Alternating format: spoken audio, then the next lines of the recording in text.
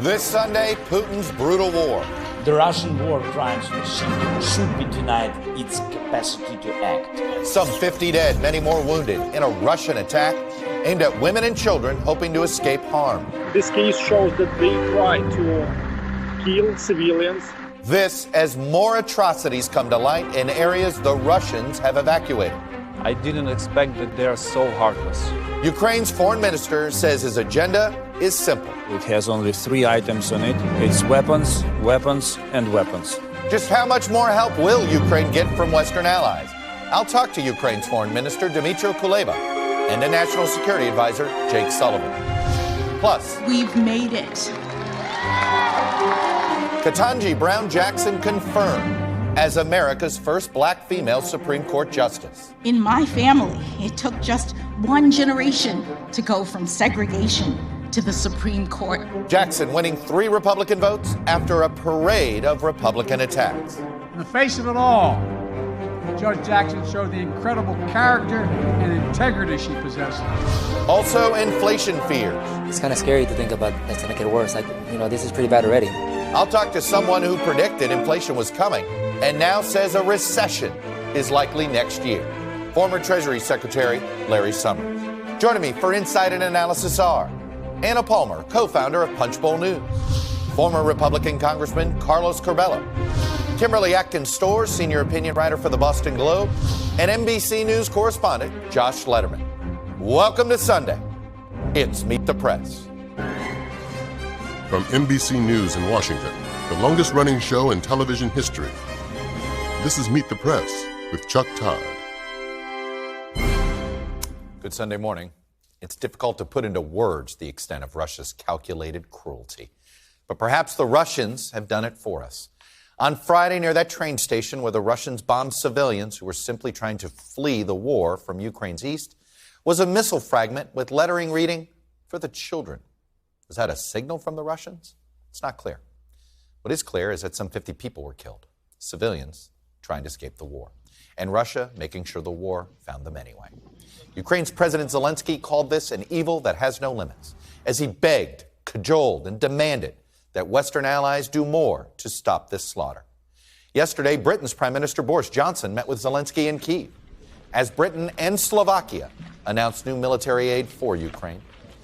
Even as Russian troops have pulled back from the north, Zelensky says the Russian horrors that shocked the world in the town of Bucha are worse yet in other towns now reoccupied by Ukrainian forces. In a moment, I'm going to talk to Ukraine's foreign minister, and I'll ask National Security Advisor Jake Sullivan whether the United States needs to do more now to help stop the slaughter. But we're going to begin with NBC News foreign correspondent Molly Hunter. She's in Kyiv, where life has begun to return to a new normal. So, Molly, describe Kyiv right now and watching the Prime Minister from Britain walk the city streets with Zelensky. What are you seeing in Kyiv? Chuck, good morning. Look, an extraordinary video to watch President Zelensky and the British Prime Minister walk through the streets of Kyiv. There is a little bit of normalcy. There are some cafes reopening. There are some bars reopening. But certainly the city does not look anything like it did 2 months ago. 2 quick points about that Boris Johnson visit. I think it makes the big point. First, Kyiv is safe. This is a capital city that just a few weeks ago many predicted would fall into Russian hands. Well, here's the British Prime Minister walking the streets with Zelensky, not wearing body armor. And the second really is that Zelensky is doing what he has been doing so well, Chuck, is that bringing the Western attention to this country, keeping Ukraine at the top of the agenda, and having a Prime Minister like Boris Johnson walking around the streets of Kyiv does just that. It's important to keep the West engaged in all of this, no doubt. This new Russian general that's been appointed who oversaw their forces in Syria, this seems to point to a more brutal Russian attack in the east. What more can you tell us, Molly? That's exactly right. This is news that kind of broke overnight. Alexander Dvornak, he is apparently one of Putin's favorites. He was in charge in Syria. And really, Chuck, what we know is that he was the one who called in many of the airstrikes and is accused of calling in many of the airstrikes on residential buildings in Syria, on hospitals, accused of atrocities, of carrying out Russia's scorched earth policies. this happens, and we are told this really fills a power vacuum, that apparently Russia has been missing a key battlefield commander. And this comes as the shift focuses to the east of the country. Now, we are hearing from UK defense officials, though, is that part of this push to the east, Russia still doesn't have as many troops as they actually need on the ground, Chuck. So a lot of the troops that pulled back from the north and the northwest, where I am around Kyiv, they're not ready to go back in. So we're told this morning by UK defense officials that they are literally recruiting people that have been discharged in the last 10 years, in addition to troops from neighboring countries. So a lot of the success in the east is going to depend on whether Russia can really show up with the number of people that they actually need. Perhaps they're more vulnerable than anybody realizes. Molly Hunter in Kyiv for us. Molly, thanks. And joining me now from Kyiv is Ukraine's Foreign Minister Dmytro Kuleba. Foreign Minister Kuleba, welcome to Meet the Press, sir. The pleasure is mine. Let me start with yesterday's visit by the British Prime Minister, Boris Johnson, the symbolic walk through the center of town, the importance of the symbolism, but also what promises were made that you hope are carried out? Well, I would say it's not only about symbolism, it's also about sending a message of confidence in Ukraine, in Ukrainian leadership, and in the Ukrainian army that is capable of defending the capital. And it's true to say that Ukraine won the battle for Kyiv. Now another battle is coming, the battle for Donbass. And of course, we are preparing to it, working with our partners to get all necessary weapons and basically everything that one needs to win a battle. And the United Kingdom has been taking the lead in working with us on the issues which we need the most, such as armored vehicles or shore-to-vessel weapons to contain the Black Sea fleet of the Russian Federation. You know, earlier when this war began, the United States made a distinction between defensive weapons and offensive weapons. And you yourself even said you didn't understand the difference. We're defending our country. Any weapons here is being used to defend. But now that our Pentagon is saying Ukraine can win this war, what weapons do you need that we're not sending to help you win this war? I don't think this difference that you mentioned still works for the United States. The United States has done more than any other country in the world to provide us with necessary weapons. However, some countries in Europe, like Germany, they still think in terms of defensive, offensive, so we have to work with them more on this. The problem with supplying weapons to Ukraine is that sometimes it comes too late.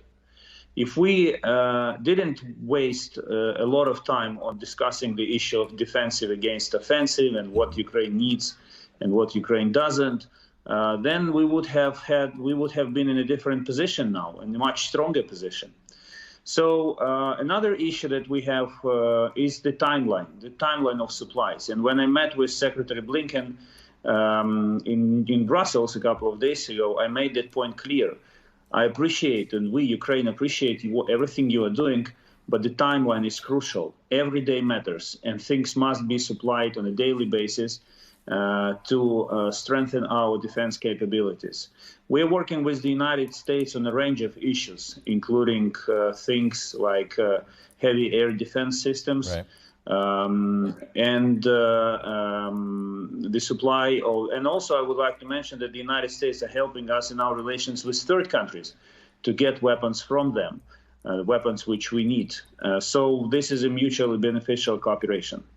Do you think your military alone, with all of this military supplies, can defeat the Russians? Or if you were a member of NATO, you'd be asking for more NATO troops? Well, if we were a member of NATO, this war wouldn't take place.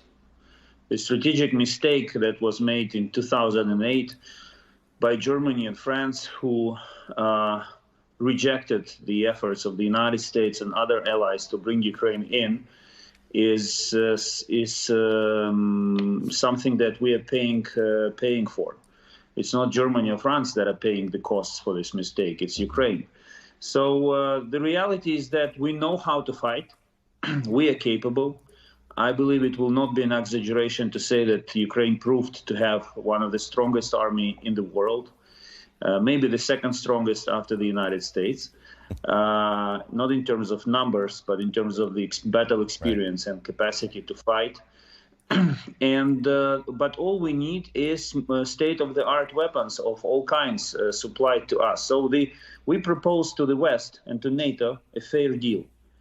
You provide us with everything that we need, and we fight so that you don't have to step up in the fight, into the fight when Putin decides to test Article 5 of the North Atlantic Treaty, an attack of one of NATO countries.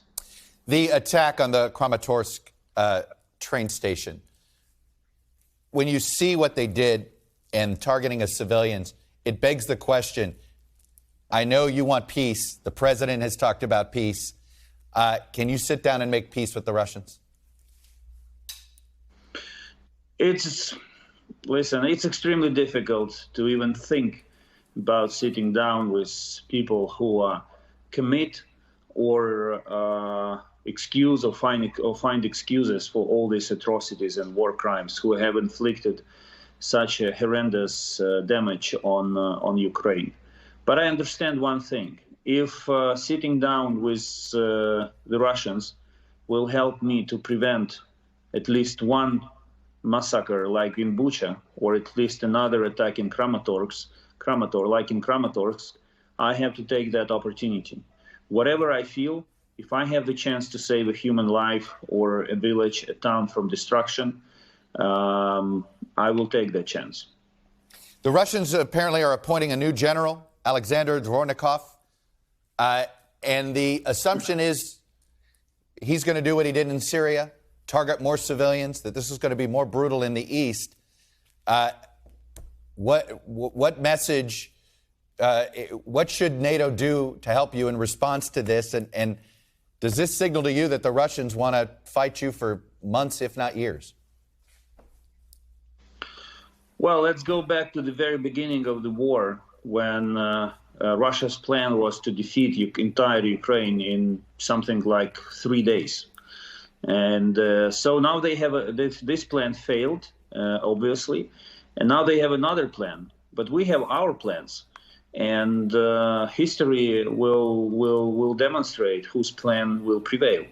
So whatever Russia is planning to do, we have our strategy, and this strategy is based on the assumption that, on the confidence that we will win this war and we will liberate our territories. Time is important, but we don't calculate how much time it will take. The National Security Advisor to President Biden, Jake Sullivan, is listening to our interview right now. He's going to be on this program right after we conclude our talk. Do you have any message or question for him? Well, I take the opportunity to send regards to Jake Sullivan, with whom we met in Warsaw a week ago when I was received by President Biden, and we had a meeting with Secretary Blinken in Austin. I think that the level of mutual understanding and the dynamics of our relationship, I mean, the United States and Ukraine, can bring a lot of good to the world and to Europe. So I think that I believe that we should open all doors, and Ukraine is ready to be a reliable strategic partner of the United States. But we need everything that Jake is perfectly aware of as soon as possible to put an end to this war, to restore the country, and to strengthen Euro-Atlantic security. Foreign Minister Dmytro Kuleba in Kyiv today. Mr. Foreign Minister, appreciate you coming on. Thank you. Thank you. And as I mentioned, joining me now, who is listening, National Security Advisor Jake Sullivan. Jake, welcome back to Meet the Press. Thanks for having me. To give you a chance right now to respond. Obviously, when a country is at war, the weapons never come fast enough when you've got people coming in a hot shooting war.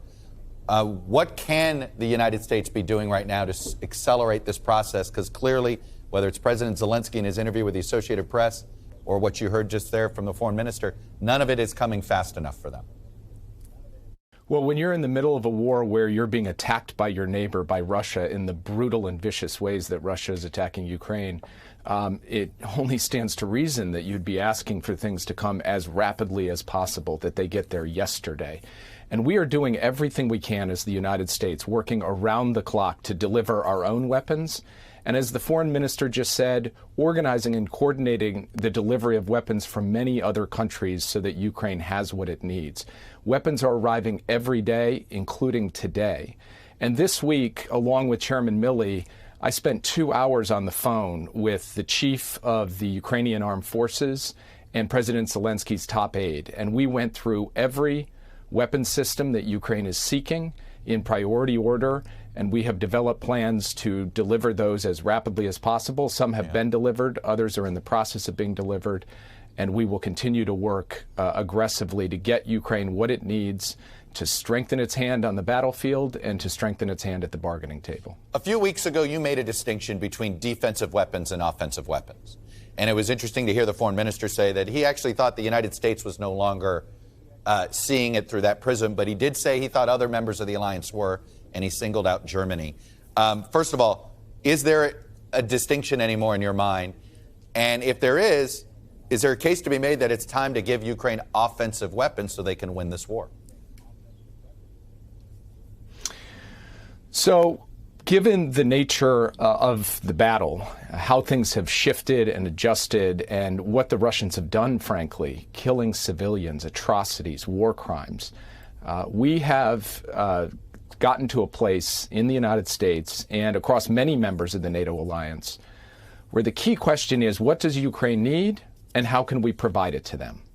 And that is the work that we are doing every day. And I'd just like to point out, Chuck, something very important, which is that the foreign minister just told you Ukraine won the Battle of Kyiv. Kyiv stands despite Russia's effort to take and conquer the capital. And it stands chiefly because of the bravery and skill of the Ukrainian fighters, but it also stands because American weapons and Western weapons were in their hands, stopping tanks, shooting down aircraft, and turning back the Russians. And we are proud of that contribution, but we are not resting until we have given them everything that they need to be able to succeed in their aims. Is our posture now, we're going to do whatever it takes to help Ukraine win this war? Because I say it that way.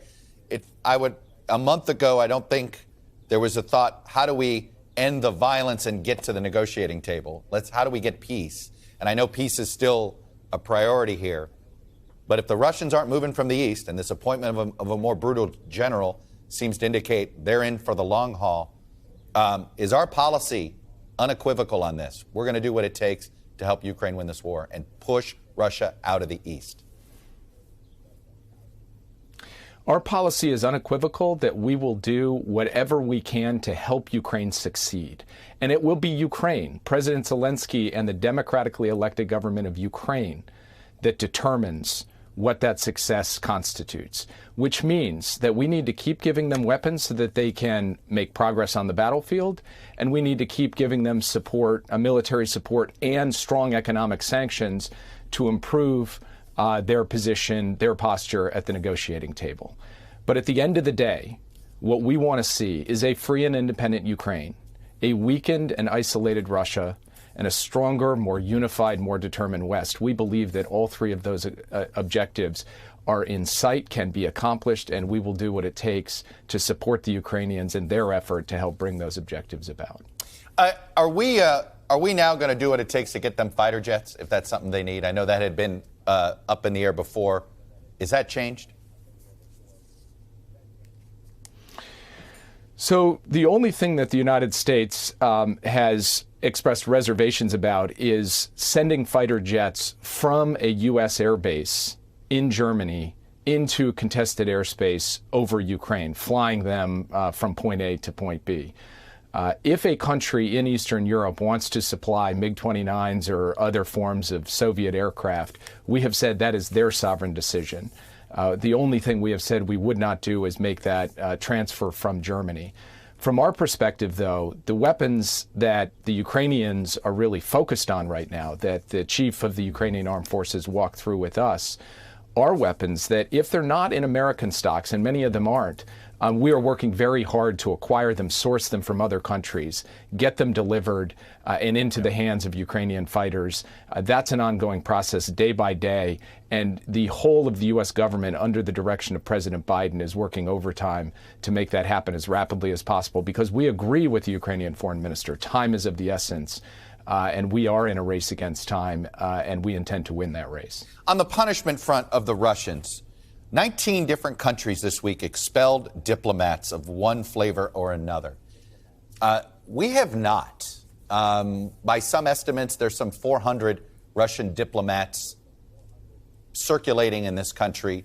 I know that there are some that are concerned that maybe these folks will be helping with a cyber attack or helping with other ways to punish the West or to retaliate against the West. Why haven't we sent some of these folks out of the country and expelled them?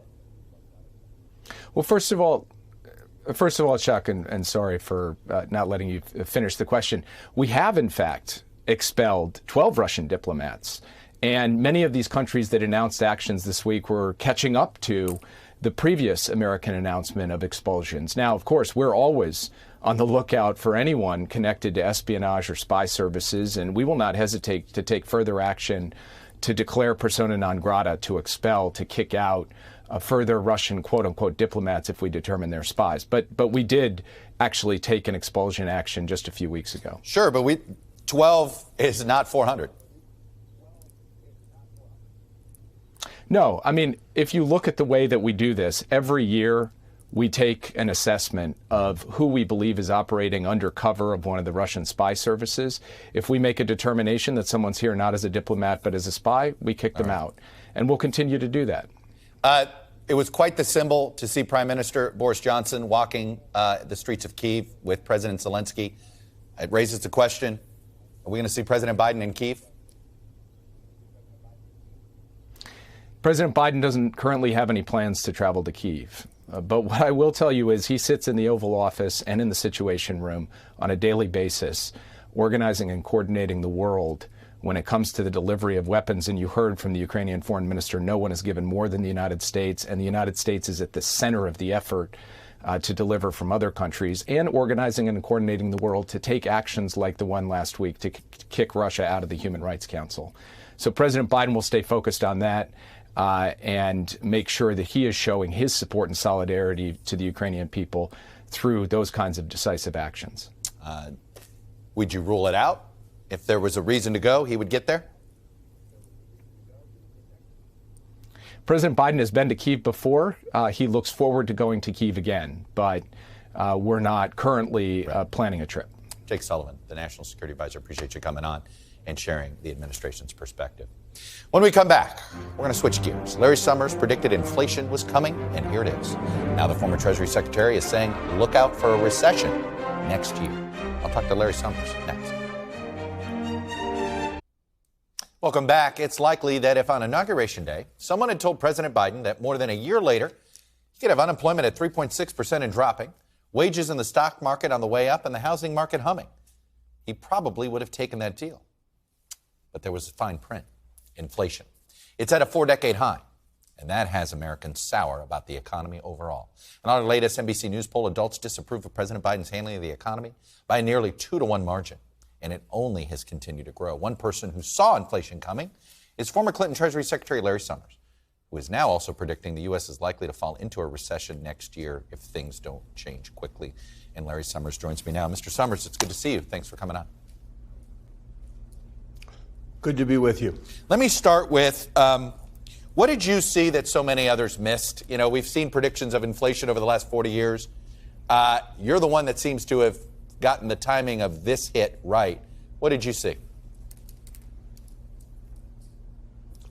I saw that we had a tidal wave of demand between zero interest rates from the Fed, a huge outpouring of saving that people had pent up from the COVID period, and massive fiscal policy from the December bill and then the stimulus bill that was passed. It just seemed to me that demand was going to overheat. We were going to have labor shortages. The bathtub was going to overflow, so to speak. and the inflation rate was going to pick up. And I think that did happen. And then things that I certainly didn't see, and I don't think others could have seen, the Ukraine war and all of the interferences in supply associated with that have created a bit of a perfect storm.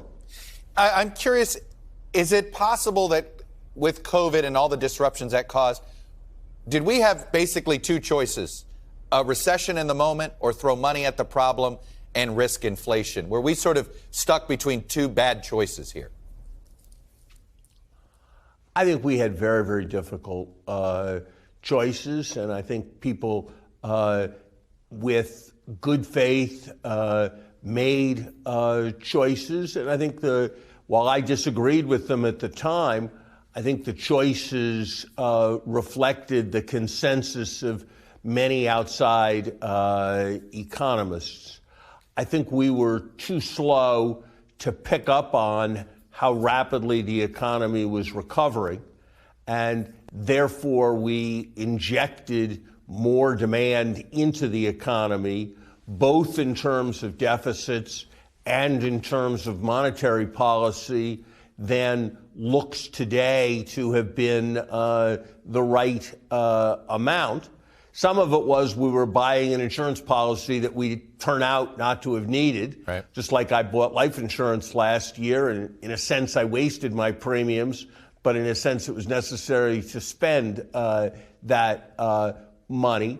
But I was concerned last year that we were injecting too much demand into the economy, given all the configurations. And I don't think it was a sound strategy to create as big labor shortages as the labor shortages that we did create. So, a recession, is it inevitable or is there a way to avoid it?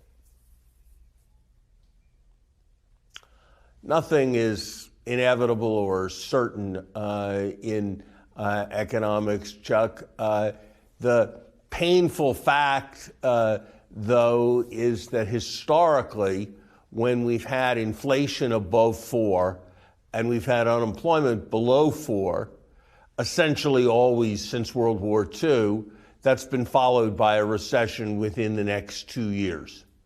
Perhaps we will be fortunate and there'll be sufficiently rapid adjustments in commodity prices and other bottlenecks that will make that not happen. Perhaps the Fed will be extraordinarily skillful.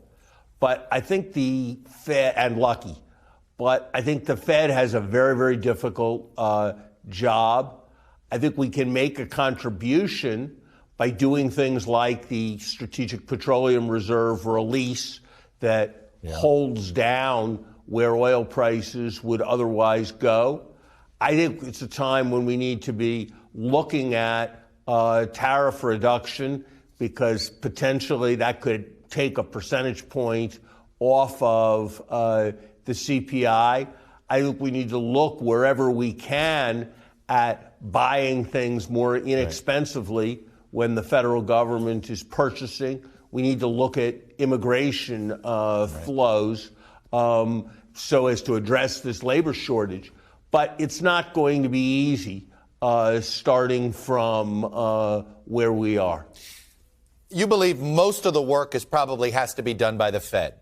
But if for some magical reason the administration could get something passed with this Congress and of the agenda, and you've been a supporter of most of the Build Back Better agenda, what should be focused on that actually could reduce inflation and avoid a recession?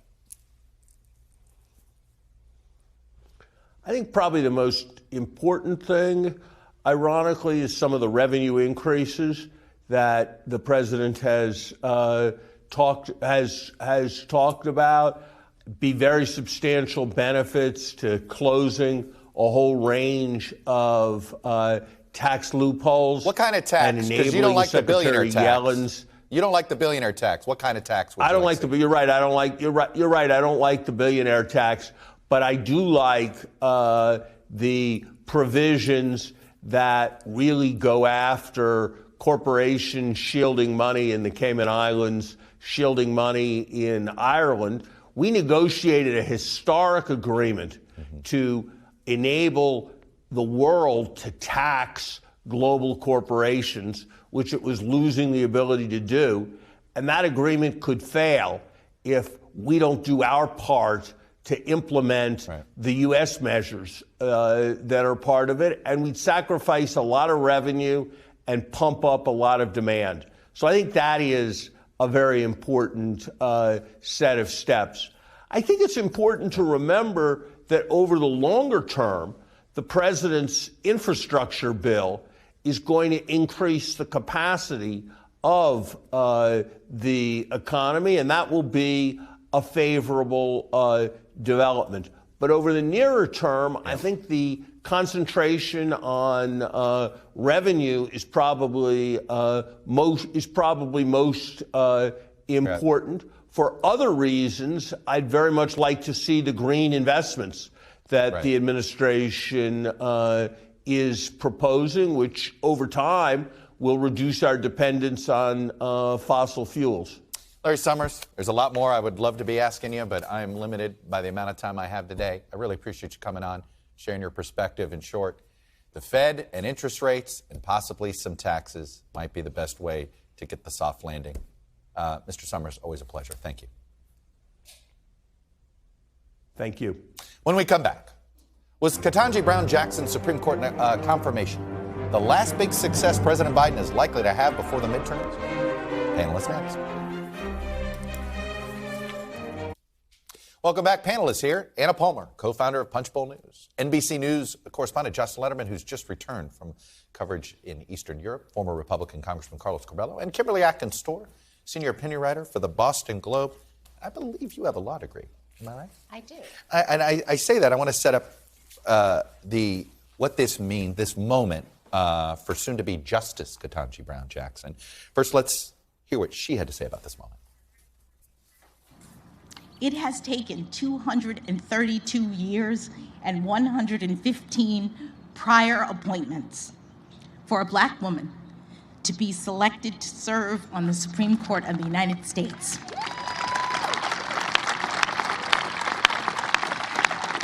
But we've made it.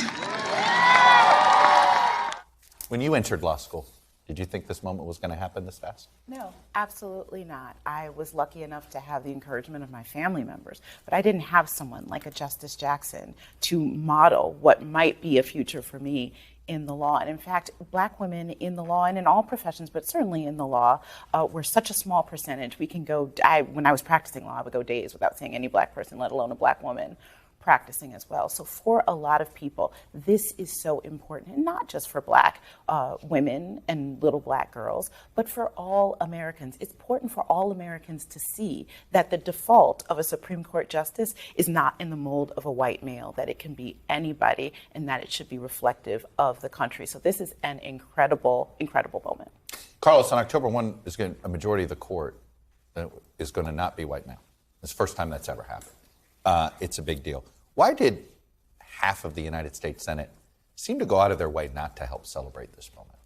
Well, Chuck, identity politics in reverse. So I think Republicans want to make the point that we don't have to emphasize these kinds of issues, even though they are historic. And you heard Marco Rubio say, well, when I ran for president, I didn't ask anyone to vote for me because I'm a Hispanic. So Republicans, in some ways, have taken... He never did? Well, that's he never used his identity in his campaigns, ever?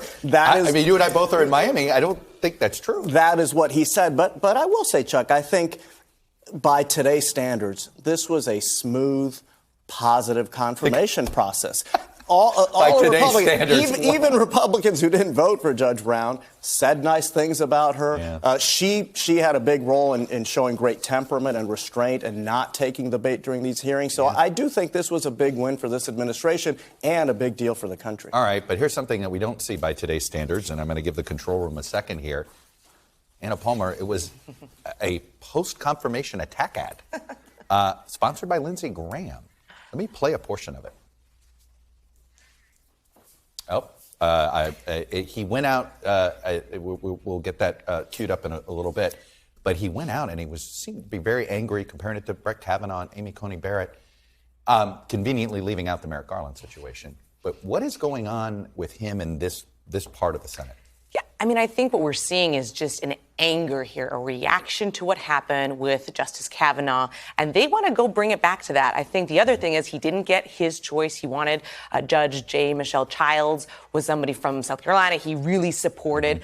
But I think this is really more look forward.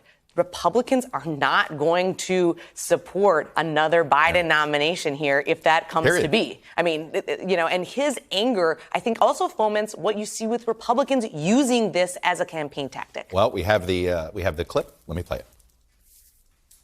The game has changed. Remember Amy Coney Barrett, how they came after her? Remember Kavanaugh? I do. To compare that hearing with what happened to Judge Jackson is ridiculous. She wasn't ambushed. I asked her hard questions, and she gave bad answers. There's a congresswoman in North Georgia that is comparing the three Republicans using the P word, calling them pedophiles for supporting her. It doesn't sort of comport with that ad. It doesn't comport with that ad, and it latches on to this narrative against Judge Jackson, soon to be Justice Jackson, that I imagine we will probably hear less and less about now that she's actually confirmed. Because at the end of the day, everyone kind of knew that a lot of this was not in good faith, right? Republicans go after liberal justices. Democrats go after Republican justices. The evidence of that is the fact that you had senators like Tom Tillis who were effusively praising her, going up to her parents in breaks and saying, you did such an amazing job raising your daughter, and then turning around and voting against her. And that's why I think you have folks like Mitch McConnell who are making very clear that the door is open to just simply blocking any future nominees, regardless of a year, 2 years before the election. It's extraordinary that a Democratic Senate confirmed Clarence Thomas. I always try to remind people that and so we're now to a point, though. No Senate of the opposite party is going to confirm it. I think times have changed. Totally. I mean, this is just the toxicity of politics right now. All right. Is this the last big vote that President Biden gets for the midterms? Anna? Well, I think you have to give him some credit. American Rescue Plan, infrastructure, omnibus. The American Rescue Plan that Larry Summers just said contributed to inflation. But those are huge bipartisan bills in any administration.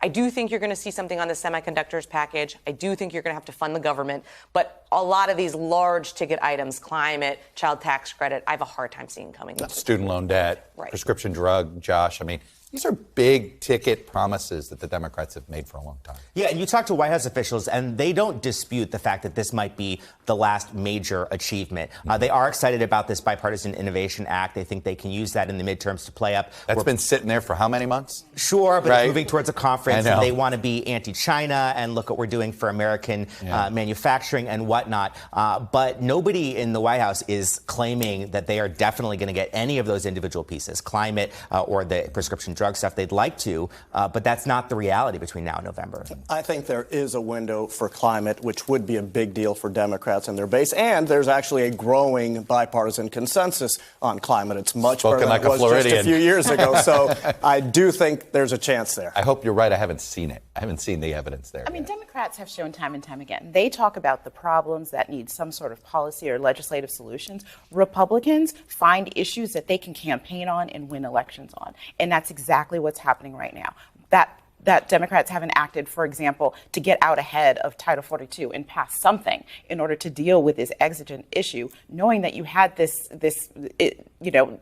basically expiration date on this policy and it would have to end sometime. Yeah. They're just starting that space now. Republicans are already campaigning against it. Democrats are always 2 steps behind. I'm going to have to pause it here. Before we go to break, we also want to tell you about our latest episode of our single topic magazine show, Meet the Press Reports. This week, NBC News correspondent Morgan Radford helped us take a look at the explosion of online misinformation plaguing America's Latino community. Do you think there is misinformation within the Latino community? Absolutely. Are you kidding me? 110%. Oh my God. I mean, it's everywhere. Not only misinformation, but disinformation, targeted specifically Spanish language and the Latino community. It's a belief backed up by national research, with more than a third of Hispanic Americans saying they see misinformation often online. By a show of hands, how many of you have personally received misinformation? All of you. Yeah. Where did it come from? Our tias, our primos, our abuelas. De todos. Everybody. You can see the entire Meet the Press Reports episode on misinformation in the Latino community anytime you want on Peacock or anywhere where you get NBC News Now. Coming up, how the inflation rate we talked about earlier is obscuring all the good news about the economy. And there is a lot of it. Stick with us.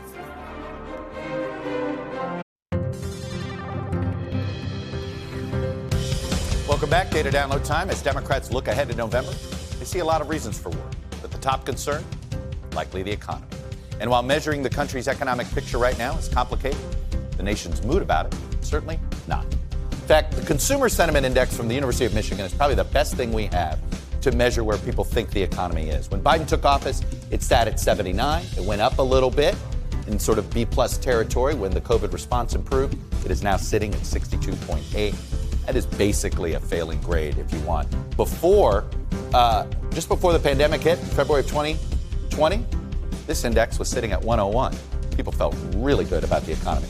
Now, there are some good signs that the Biden administration will point to when they talk about the economy. The unemployment rate, 6.4% when they took office, now an extraordinarily low 3.6%. We continue to add jobs from the COVID downturn. Look at the stock market. Stock market's up 11% since Biden took office. It's sitting at just over 31,000. As of Friday, it was near 35,000. For what it's worth, the Dow is down for this calendar year from January to now, but up overall. So why is everybody upset about the economy?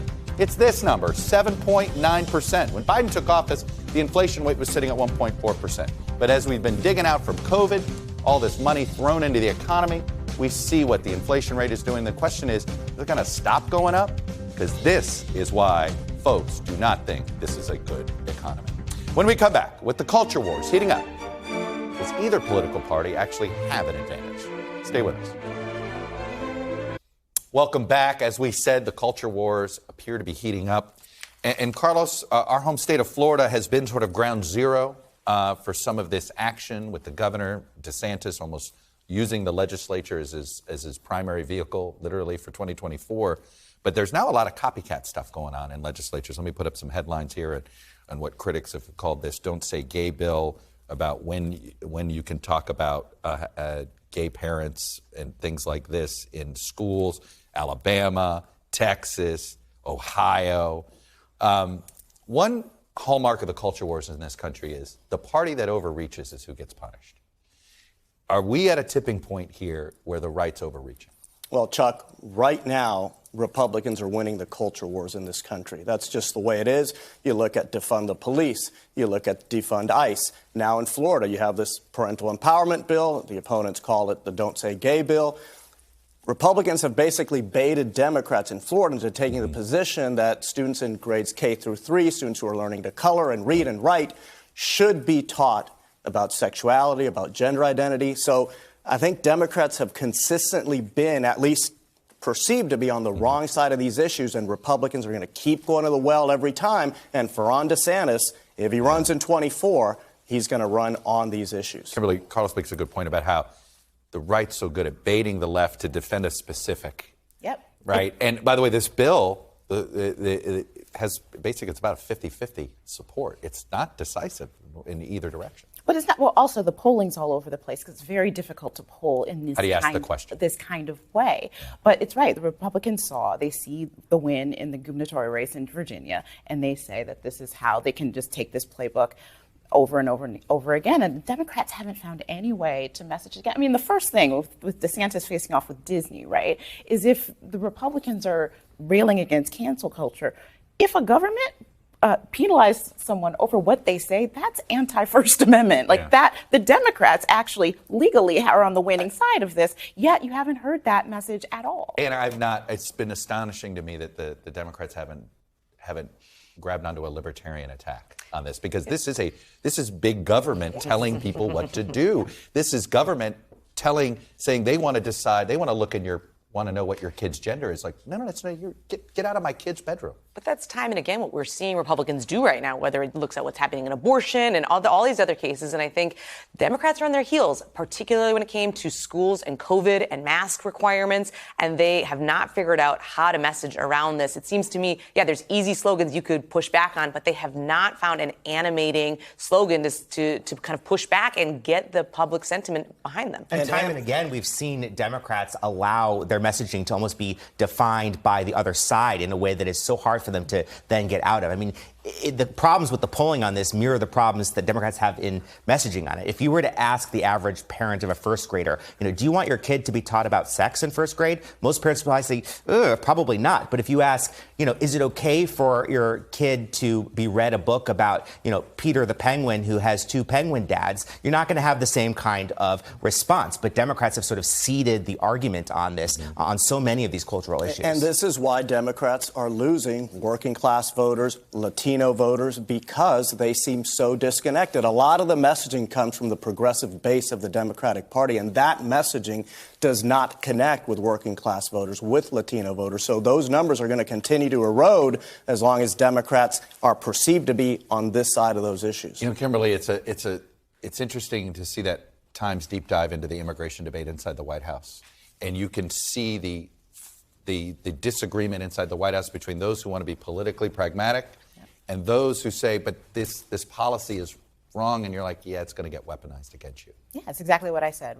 Democrats focus on the policy and the solutions, and Republicans are way out ahead of them focusing on the politics and how to use it to win elections. Democrats could have solved this problem a while ago, or at the very least been out in front of what a problem it is. I mean, we were just talking about the need for immigration to get more workers, to help boost the economy. There's so many ways to do it, and it just can't seem to figure it out. Does a Roe v. Wade decision flip the script on this at all, Anna? I don't know. I mean, we haven't been able to see Democrats kind of mobilize on this. I do think if it totally goes away, you're going to see Democrats try to find a way to get their base out to the polls. Right now, they have not done anything on voter rights, immigration, all these other things. There's a real issue here for Democrats in the midterms. It's interesting. Normally, when there's an economic story that's dominating, the culture wars fade. This is one of those rare occasions where we get both. We're going to get both in this midterm. And one does feed another anyway. That's all we have for today. Thank you for watching. We'll be back next week, I promise, because if it's Sunday, it's Meet the Press.